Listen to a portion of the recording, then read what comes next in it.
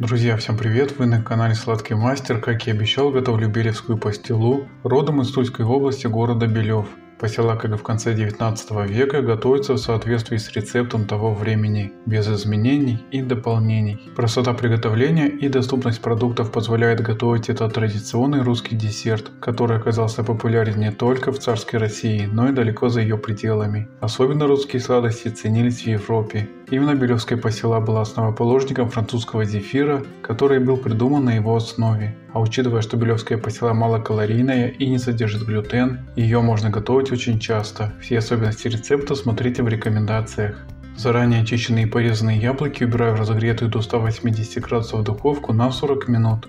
Выпеченные яблоки оставляю на столе, чтобы они немного остыли. У теплых яблок отделяю шкурку. Друзья, буду очень благодарен, если поставите лайк на это видео. Любая ваша активность продвигает канал в рейтинге, а меня мотивирует делиться стабильными и проверенными рецептами, которые я всегда тестирую на своей кухне.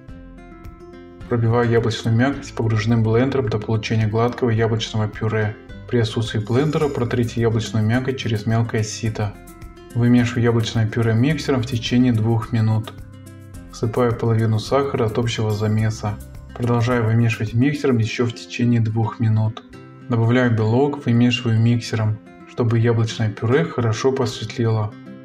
Всыпаю оставшуюся половину сахара, окончательно перемешиваю миксером, чтобы сахар полностью растворился, а яблочное пюре стало пышное и густое. Вот такая кремовая текстура должна получиться после вымешивания. 3 полные столовые ложки перекладываю в отдельную емкость и убираю в холодильник. Основную массу яблочного пюре выкладываю на противень, предварительно выстеленной пекарской бумагой. Равномерно распределяю яблочное пюре по всей площади противня. Противень с яблочным пюре убираю в заранее разогретую до 80 градусов духовку на 5 часов.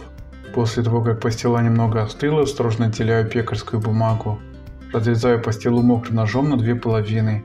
На одну половину выкладываю яблочное пюре из холодильника. Распределяю пюре по половине пастилы. Сверху укладываю вторую половину пастилы. Фиксирую и немного вдавливаю половину пастилы в яблочное пюре. Обертываю пастилу пекарской бумагой. Дополнительно заворачиваю в пакет и оставляю при комнатной температуре минимум на 10 часов, чтобы она напиталась и стабилизировалась. На следующий день извлекаю пекарскую бумагу. Вот такая мягкая и очень гибкая пастила, которая напоминает бисквит, говорит о том, что она будет очень вкусная и пористая.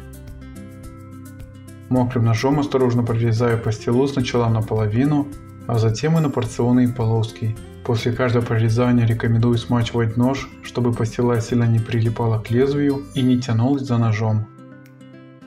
Каждую полоску вываливаю из сахарной пудры, чтобы придать белевской пастиле завершенный вид. Обязательно приготовьте белевскую пастилу дома и удивите своих родных и близких, ведь такую пастилу не купите в магазине. Спасибо за подписку, лайки и комментарии, тем самым вы продвигаете канал.